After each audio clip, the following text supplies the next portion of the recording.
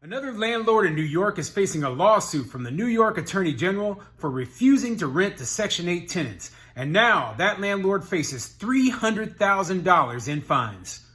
I'm Tony, and this is Real Estate Investing and Landlord News. All right, so I have another bad story for you coming out of New York State. Now, obviously, this is not the kind of place you want to be investing because they think that they have all the rights to your property and they can make all the decisions for you on who you rent your property to, whether you can or can't evict them, and how much you charge for rent. And this story, it's coming straight out of, from the Attorney General's office. Again, I just covered another story where a New York landlord was basically sued for $10 million, fined for $10 million for refusing to rent to Section 8 tenants. Now, this lawsuit isn't quite for that much money, but this goes to show you that, hey, this Attorney General, she absolutely hates landlords, okay? She is going after you, and she wants to force you to rent to Section 8 tenants, whether you want to participate in the program or not. So you better watch out, okay? I don't care if you only have one unit. If you end up, facing these fines, don't say I didn't warn you, because you know what? This is just anti-landlord work right here.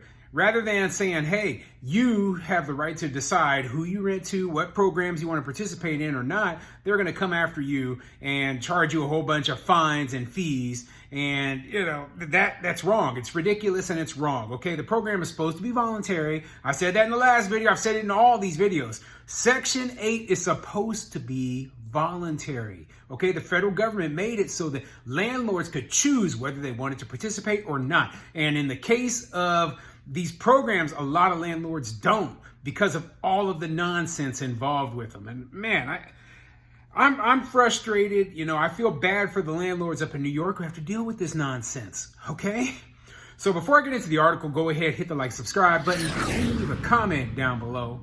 Let me know what you think. Okay, what do you think of the New York Attorney General suing landlords for refusing to rent to Section 8 tenants? Now, I know that it's a New York state law that says that, you have to, that it's illegal to discriminate on what they call source of income. Basically, you can't deny a tenant because they're on Section 8. So, what do you think of that? Do you think this is right or wrong? Do you think it's a good thing or a bad thing? Keep in mind, I know a lot of landlords who have no problems with the Section 8 program, are willing participants in it, myself included, right? And, we'll take in tenants that, do have those housing vouchers. But I know more landlords who don't want to participate in the program, don't want to jump through those hoops, and simply put, will not rent to Section 8 tenants.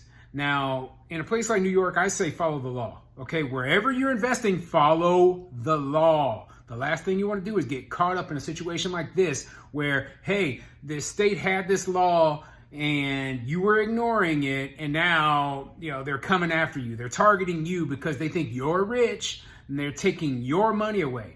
When you're talking about $300,000 in fines, even for a large landlord, that's a huge hit. Okay, so I don't agree with it. I think it's stupid, but be advised that the best thing you could do is follow the law and let the cards play out the way they play out, because this is what you are dealing with in the market where you are investing. So this article is coming from CNYBJ, that's the Central New York Business Journal.com, and it says, Ithaca landlord sued by state AG for violating housing laws.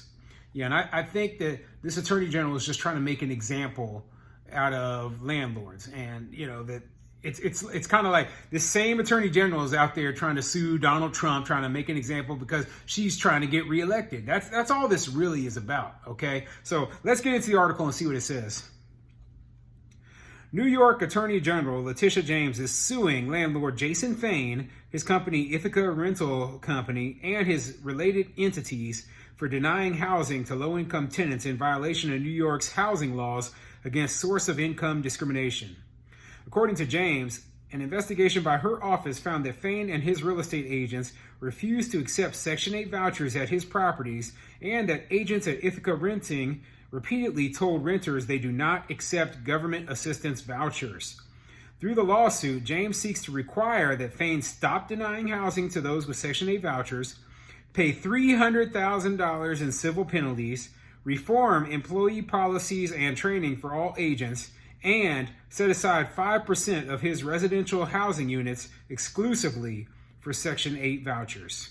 Yeah, and that's horrible right there, okay? So, depending on how many units this guy has, he has to set aside 5% of his units to Section 8 tenants. Now, if the guy, doesn't want to rent, if his company doesn't want to rent to Section 8, he shouldn't have to rent any. Or if he wants to, have one, in certain buildings or whatever, so be it. But saying you got to set aside, a certain percentage, that can be a huge loss to your income coming in. Personally, what I would do would be like, what, you win. I'm selling these properties to somebody else, and I'm going to go take my money and go invest out of state because I don't want to deal with your nonsense. That's what I would do because, well, simply put, I wouldn't have been in the state in the first place. But, I'm sure that this landlord, when he's operating his business, he was thinking, oh, I'm not in New York City, I'm in a different part of the state, farther away, things are different here. No, you've got the same people in power making the rules as though you are up in New York, right? And it's covering the whole state. And that's what the problem is, okay? You can't go up to Ithaca, you can't go to Buffalo, you can't go to Syracuse and invest up there like, oh, well, you're fine because you're not in New York City. No, that's stupid, okay? So you're still facing a lot of the same issues as the landlords in the city are, okay? And that's why I say, go elsewhere. I know a lot of people, they don't like to do long distance real estate investing. I'm all for it, okay? I've been doing long distance real estate investing since I started. I started off living in a small rural town in Arizona, and I bought my first building in bought a fourplex in Phoenix, okay? And because I knew, well, Phoenix has a much better real estate market than this small rural town that I was living in. So yeah, and it worked out great. And then after I left Arizona, I owned multiple properties in Arizona, and I moved back to the Midwest, to Omaha, and I still own those properties back in Arizona, and I owned them for the next 5 years until I sold them. I sold them back in 2020. So, consider at least long distance real estate investing in somewhere which is more landlord friendly. Just consider it.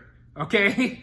And as for, this landlord, you have to, especially if you have property management, you aren't directly responsible, but they are going to treat you as though you're the one who came up with those rules. So your company, your staff or whoever you have who is leasing out your units needs to know you cannot say this specific reason is why they were rejected. You cannot say it.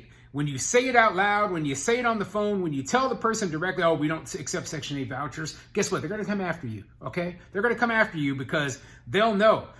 Meanwhile, there's 100 other reasonable reasons why you could have rejected the person, okay? And they would have not been able to say anything. They wouldn't have been able to sue you for $300,000. Just keep that in mind. I'm not saying to break the law. I'm just saying that maybe you need to dig a little bit deeper and find another reason to reject the person.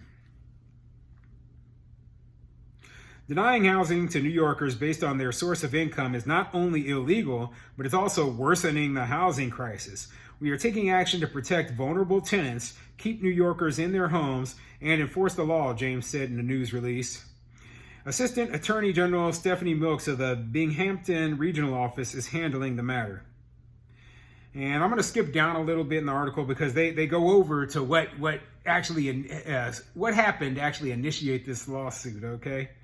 So it says the suit alleges a housing advocate assisting a homeless man with a Section 8 voucher to find an apartment in downtown Ithaca contacted 2 agents who worked at different properties owned by Fain, and both agents told the advocate they do not accept Section 8 vouchers.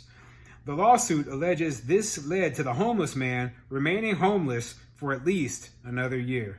So yeah, that's garbage there. That whole paragraph is, ridiculous, right? So they said, oh, we had an advocate who called and, they said they didn't accept Section 8 vouchers. Well, you know what? That was the wrong response. You know what? I would have told them, oh, come on in, put your application in, right? I would have screened it, looked at the person, said, okay, you have no work history whatsoever. Don't meet our income requirements. You could have, if you have bad credit, there's so many different ways that you could have rejected this person and not had anything to do with the fact that they were on Section 8. You could, but the main thing is you allow them to go ahead and put that application in. That way that you comply with the law. And you know what? That's what I'm trying to tell you right now. It doesn't work out when you have somebody talking over the phone saying, no, we don't accept that. They're recording your conversations. They're trying to get you caught up. And now they've got you, they've got you for $300,000. So yeah, the other part is the lawsuit alleges the man was gonna, he was homeless for a year because this one company didn't accept his voucher. That's garbage. That's bull crap. Okay. The guy wasn't homeless for an additional year because they didn't accept the voucher. He was homeless for an additional year because of other circumstances, be that he didn't have a job with actual income, be that he isn't a good credit-worthy tenant, or he didn't have anyone else to depend upon, right? But you can't tell me that this one landlord pushed this man into homelessness for a full year. Nope, I don't believe it. This isn't the only landlord in town. This isn't the only landlord on earth, okay? You are making up this garbage story to garner sympathy, right? And like I said, a lot of the people who are in homelessness situations are there for a reason, and it's not that the landlord evicted them or didn't rent to them or whatever, right? It is of their own creation.